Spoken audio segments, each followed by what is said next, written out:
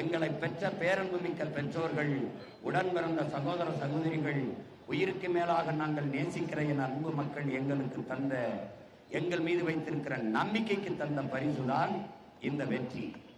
அந்த அடிப்படையில் தான் ரஷ்ய அதிபர் ஜோசப் ஸ்டாலின் அவர்கள் சொன்னது போல, உலகத்தில் வெல்ல முடியாத படை என்ற ஒன்றே இருந்ததில்லை, அப்படி ஒரு செய்தி வரலாற்றிலே இல்லை. அதை படித்த பிள்ளைகள் நாங்கள். வீழ்த்த முடியாத படை ஒன்றுமல்ல திராவிட முன்னேற்ற கழகம், அதையும் வீழ்த்தி முடிக்க முடியும்.